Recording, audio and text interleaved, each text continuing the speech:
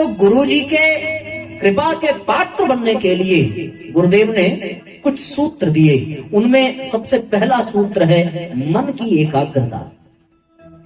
दूसरा है चित्त की शुद्धि, और तीसरा है विचारों की पराकाष्ठा।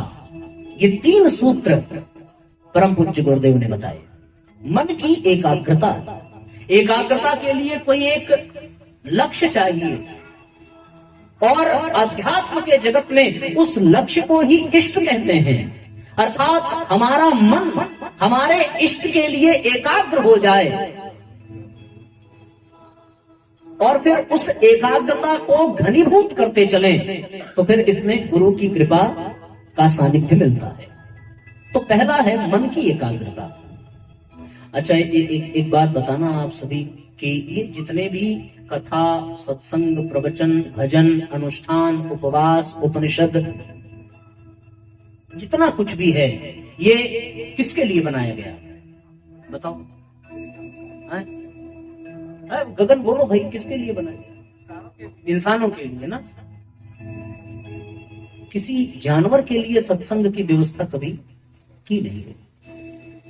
कि आज कभी ऐसा सुना हो कि नवरात्रि में जानवरों ने मिलकर के जगराता किया? सुना कभी? कभी किसी कुत्ते ने अनुष्ठान किया होगा, उपवास किया होगा? अब वो करने वाले को आप कुत्ता कहो वो अलग बात है, पर कुत्ते ने तो नहीं किया। क्यों? किसी जानवरों के लिए ये चीजें नहीं बनी, ये बनी केवल और केवल इंसानों के लिए। और पता है जानवरों के लिए क्यों नहीं बनी? क्योंकि जानवरों को इसकी आवश्यकता ही नहीं है। जानवरों को इसलिए आवश्यकता नहीं है क्योंकि उनके मन में न काम है, न क्रोध है, न ईर्ष्या है, न द्वेष है, न लोभ है, न मोह है, न अहंकार है, न ही कोई मनोविकार है। और जब उनके मन में कुछ है ही नहीं, तो फिर वो सत्संग क्यों करें? और इंसानों के लिए सत्संग बनाया गया, तो सत्संग में भी ईर्ष्या, द्वेष, क्रोध, मोह, लोभ, अहंकार आ जाता है। अरे दुनिया की बात छोड़ो, एक मैं पते की बात बताऊं। सत्संग में आने वाली बहनों, आप अपने ऊपर मत लेना, है ना, मैं बताता हूं कि वो बहन यदि सत्संग में आकर के बैठ गई तो फिर वो मुड़कर के अगल बगल देखती है, अच्छा वो बगल वाली कुर्सी पर बैठी है, मैं क्यों जमीन पर बैठूंगी, मैं भी कुर्सी पर बैठूंगी। उसने 2 कंगन पहन करके आई और मैं एक ही पहन करके आई, और कल से मैं ईर्ष्या, द्वेष सत्संग पंडाल में आ जाता है। तो ये सारे विधि विधान जो बने ना, ये केवल मनुष्यों के लिए बने, और मनुष्यों के लिए इसलिए बने क्योंकि उनके मन को एकाग्र किया जा सके। क्यों? कथा में आओगे तो ये कथा तन के लिए नहीं है। तन के लिए होती तो यहां तन को सुख मिलता, लेकिन ये कथा मन के लिए है, इसलिए यहां पर मन को सुख मिलता है। तन को सुख मिल रहा है क्या? यदि आप अपने घर में होते तो फिर अब तक सोफे पर होते, अब तक बिस्तर पर होते, और यहाँ तन को कहाँ सुख है भाई? जमीन पर बिठा दिया गया, बीच बीच में मच्छर भी हाल चाल ले रहे हैं, तो फिर तन को कहाँ सुख है? न टेकने को कोई एक पेड़ मिला, वो माता जी ने छेक लिया, बाकी सब तो बिना टेक के ही बैठे हैं। तो तन को सुख तो बिल्कुल नहीं है, यहाँ पर तन तो सुखी नहीं है। और घर में होते तो फिर बीच बीच में बहुएं चाय और नमकीन और चिप्स की व्यवस्था करती। अब करती ना करती वो तो बात की बात है, पर माना यही जाता है कि घर में सास अपनी बहुओं से बहुत खुश रहती हैं, ऐसा माना जाता है। तो इतनी व्यवस्था तो तन को वहां पर जरूर मिलती, इसमें कोई दो राय नहीं है। हमारे संगीत वाले भाइयों से पूछो, मैं अंदर की बात बताऊं, यदि मंच पर यह अनुभव हो जाए कि लघुशंका जाना है तो भी ये जा नहीं सकते, बीच में उठ नहीं सकते।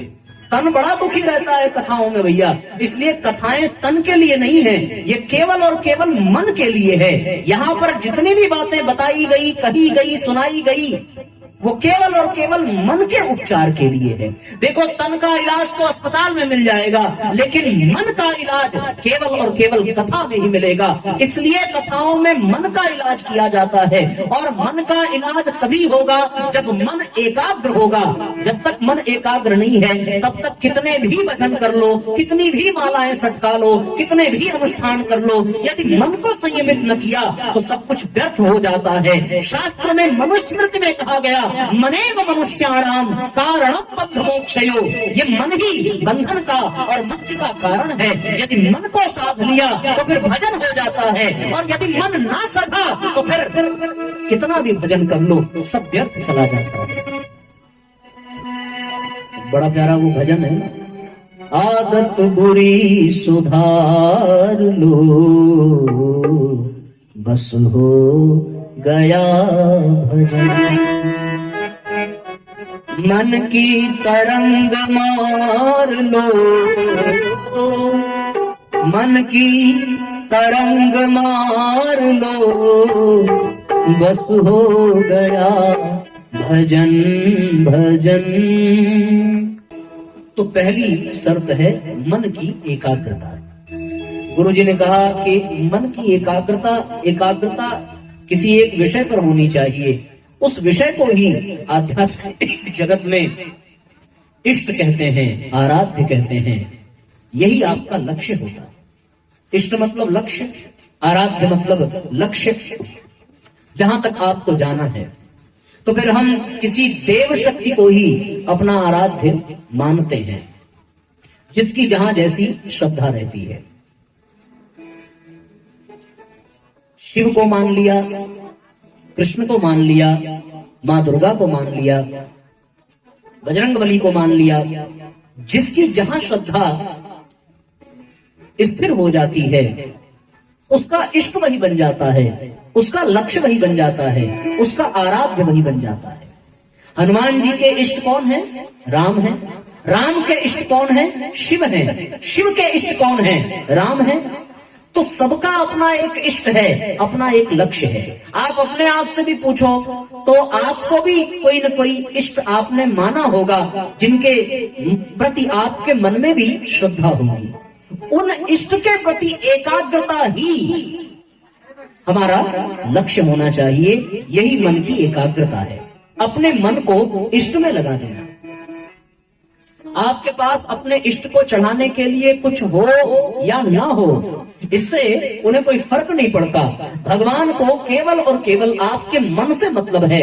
भगवान के चरणों में आप अपने मन को अर्पित करो, तो फिर मन को अर्पित करने के पश्चात भगवान आपके मन को सुमन बना देता है, सुंदर मन बना देता है, और फिर सुंदर मन आपका ही आपको सुंदर बना देता है। तो मन की एकाग्रता अपने इष्ट पर, अपने लक्ष्य पर। एकाग्रता के लिए कोई माध्यम चाहिए, और माध्यम ऐसा हो जिसके बन जाने से फिर उसमें कभी व्यतिरेक ना हो। माध्यम ऐसा होना चाहिए जिससे आप अपने इष्ट तक आसानी से पहुंच सकें, और अपने इष्ट के द्वारा प्रदत्त अनुदान वरदान आप तक पहुंच सकें, तभी तो फिर आनंद आएगा। यदि आपने किसी को अपना भगवान बना लिया और उससे आपको कोई लाभ ना मिले तो कितने दिन भगवान बना के बैठे रहोगे? ये भी तो है। एक महीना शिव जी की पूजा की, महीने भर बाद इरादा बदल जाता है, भगवान बदल जाता है। वो उसका कारण क्या है मैं आपको बताऊं। उसका कारण यही है कि हमारे और हमारे इष्ट के बीच में कोई सशक्त माध्यम नहीं है। अगर 1000 किलोवाट की बिजली आपको चाहिए तो उसको अपने घर तक लाने के लिए किसी न किसी तार की व्यवस्था करनी पड़ेगी। बिना तार के आप बिजली ला सकते हो क्या? कोई ला सकता है? जो ला सकते हैं जरा हाथ उठाओ, उनकी बड़ी जरूरत है दुनिया में। कोई ला नहीं सकता ना। आप बिना तार के बिजली अपने घर में नहीं ला सकते। ऐसा नहीं है कि कहीं ट्रांसफार्मर में बिजली है, गए हाथ डाला और बिजली उठाई चल दिए। अगर डाल भी दिया ना तो फिर कहीं और हाथ लगाने लायक बचोगे नहीं। उसका कारण क्या है? बिजली का दोष नहीं है, उस शक्ति का दोष नहीं है। आपके पास कोई माध्यम ही नहीं है कि आप उसकी ऊर्जा को अपने घर तक ला सको। हम लोगों को भी भगवान बदलना पड़ता है, इष्ट बदलना पड़ता है, केवल और केवल इसलिए कि हम उस इष्ट की ऊर्जा को अपने तक पहुंचा नहीं पा रहे हैं और अपनी भावनाओं को उन तक नहीं पहुंचा पा रहे हैं। बीच में कोई ऐसा माध्यम नहीं है। हम लोग सूर्य की उपासना करते हैं। सूर्य के प्रकाश को आप जानते हो कि सूर्य के प्रकाश से ही ऊर्जा मिलती है, सूर्य के प्रकाश से ही सब कुछ प्राप्त होता है। पर यदि आप सीधे सूर्य से संबंध बनाने का प्रयत्न करो तो फिर आप पहुंच भी नहीं पाओगे और जल करके राख हो जाओगे। करोड़ों डिग्री सेंटीग्रेड पर वो तप रहा है, लेकिन उसी सूर्य की ऊर्जा पाकर के वृक्ष फोटोसिंथेसिस प्रक्रिया के माध्यम से अपना भोजन बनाता है। उसी सूर्य की ऊर्जा पाकर के पशु पक्षी चहचहाते हैं, उसी सूर्य की ऊर्जा पाकर के चंद्रमा प्रकाशित होता है और धरती को प्रकाश और शीतलता प्रदान करता है। उसी सूर्य की ऊर्जा से सारे ग्रह नक्षत्र बंधे हुए हैं और सब अपना अपना काम कर रहे हैं, लेकिन हम लोग उससे वंचित हो जाते हैं। क्यों?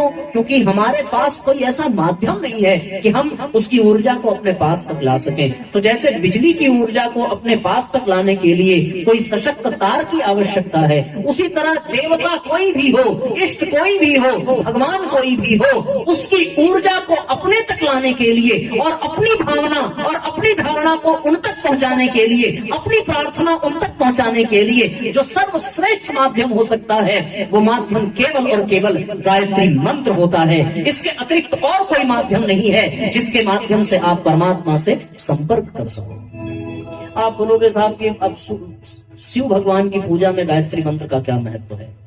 मैं आपको ये कहता नहीं कि आप गायत्री माता की पूजा करो, लेकिन गायत्री मंत्र ही गुरु मंत्र है। गुरु से ही गायत्री मंत्र मिलता है और गायत्री मंत्र के बिना सारी पूजा अधूरी है। गायत्री महाविज्ञान में परम पूज्य गुरुदेव ने दिया कि कोई भी संध्या वंदन हो उसमें सूर्य की उपासना आवश्यक है, और सूर्य की उपासना का मतलब ही है कि उसमें गायत्री मंत्र होना चाहिए। मानते हो इस बात को? किसी भी भगवान की पूजा करो पर उसमें सूर्य भगवान जरूर होते हैं। देखा है कभी? नहीं। किसी भी भगवान की फोटो उठाओ, चलो कृष्ण भगवान की उठा लो, शिव जी की उठाओ, राम जी की उठाओ, तो आपने देखा होगा उनके सिर के ऊपर पीछे एक गोला प्रकाश जैसा बना होता है ना। हम थोड़ी बनाते हैं, वो बन के ही आता है। वो क्यों बन करके आता है? वो इसलिए बन करके आता है क्योंकि उसमें सविता देवता रहते हैं।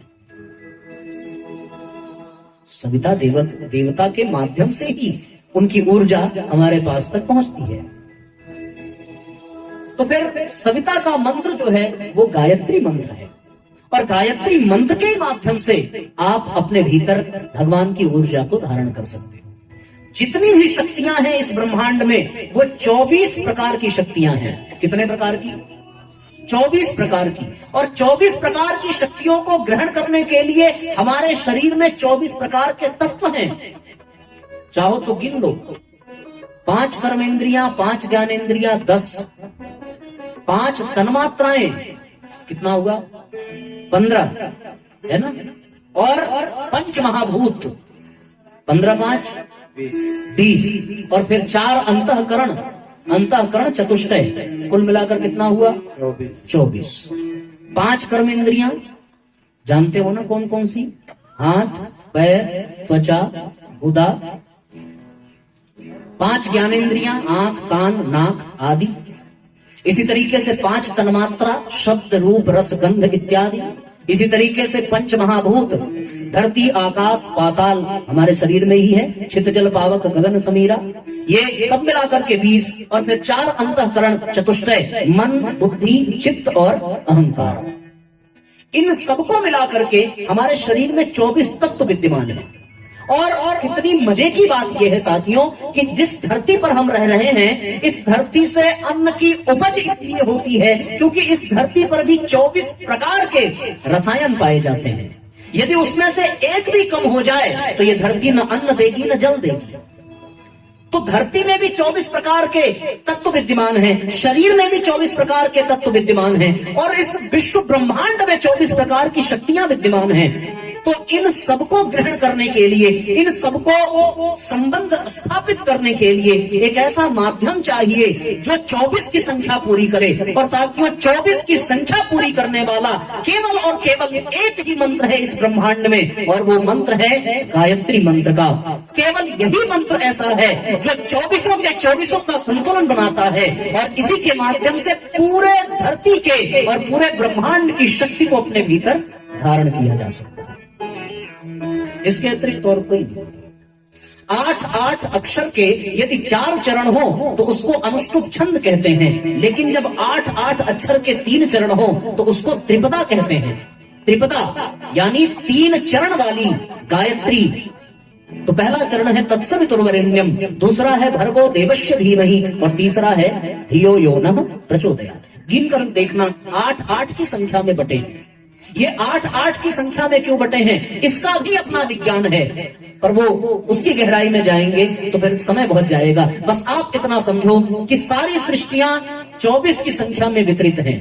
कहते हैं 24 ब्रह्मांड है, 24 देवशक्तियां हैं, जो कुछ भी है वो 24 से ही परिपूर्ण है। इस धरती पर जितने भी अवतार हुए उन अवतारों में भी अधिकतम कला 24 कला की ही होती है। चंद्रमा भी अपने 24 कला, उसमें तो 27 है वो पूर्ण है, फिर चंद्रमा की भी 24 प्रकार की शक्तियां जो इस धरती के लिए उपयोगी हैं वो भी उतरती हैं, तो उसको भी केवल और केवल गायत्री मंत्र के ही माध्यम से पाया जा सकता है। बराबरी का मुकाबला नहीं होगा तो फिर ब्लास्ट कर जाएगा ना।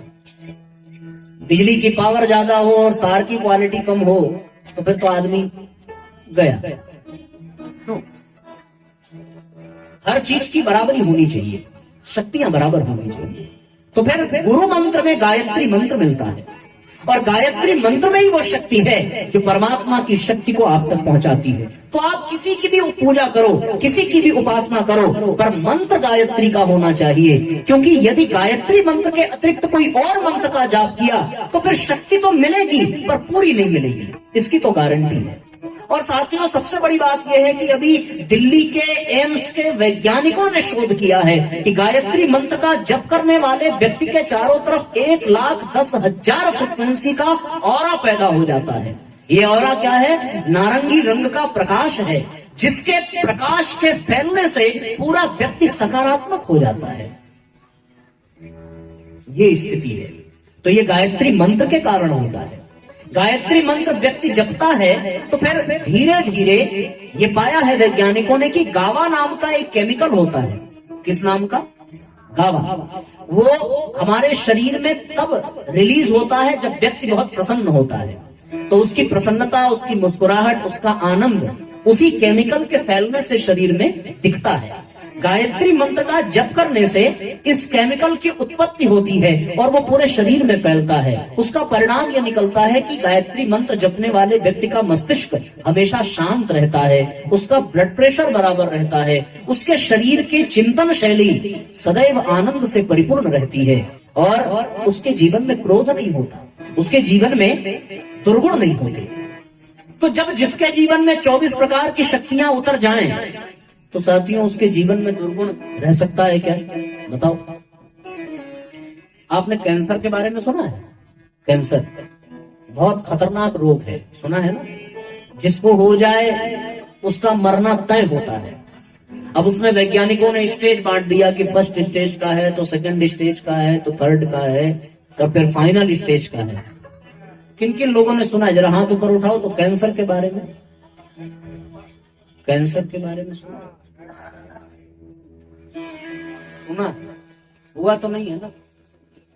सुना? चलो, कैंसर बड़ा खतरनाक रोग है। आपको पता है, अगर कभी सुना होगा, उसका इलाज पता है कैसे होता है? और कैंसर का इलाज करने के लिए एक विशेष प्रकार के प्रकाश की तरंगों को शरीर में उतारा जाता है, जिसको कहते हैं कीमोथेरेपी। नहीं सुना हो तो जान लो, बस संक्षेप में बताते हैं कुछ समझाने के लिए कि वो कीमोथेरेपी में एक प्रकाश की किरणों को शरीर में उतारते हैं, तो कैंसर के जितने भी पार्टिकल्स होते हैं शरीर में, वो सारे उस प्रकाश की किरण से जल करके नष्ट हो जाते हैं। और जल करके नष्ट हो जाते हैं तो उस प्रकाश की शक्ति इतनी अधिक होती है कि कीमोथेरेपी कराने के पश्चात व्यक्ति के बाल तक झड़ जाते हैं। देखा होगा आपने, सारे बाल झड़ जाएंगे, पूरा चेहरा एकदम अजीब सा हो जाता है, पूरे शरीर में दर्द बना रहता है, केवल और केवल उस प्रकाश की किरण के माध्यम से। ठीक है ना? उससे भी ज्यादा प्रकाश सूर्य भगवान से निकल करके आता है।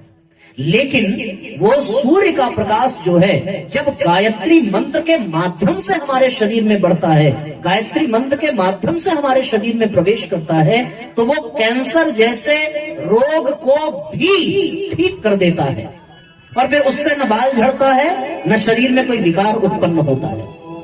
ऐसे अनेकों उदाहरण हैं। तो इसलिए साथियों, जीवन में गायत्री मंत्र के माध्यम से ही जब हम उस शक्ति को, उस चैतन्यता को धारण करते हैं, तब हमारे जीवन में ऊर्जा का संचार होता है और हम ऊर्जा से परिपूर्ण हो जाते हैं। ये गायत्री मंत्र की वैज्ञानिकता है। ऐसी स्थिति में हमें गायत्री मंत्र को अत्यंत अनिवार्य रूप से अपनाने की आवश्यकता है। जो इसे अपना लेता है और अपने जीवन में इसका वर्ण करता है, उसका जीवन सदैव प्रकाश से, ऊर्जा से परिपूर्ण हो जाता है। समझ में बात आ गई?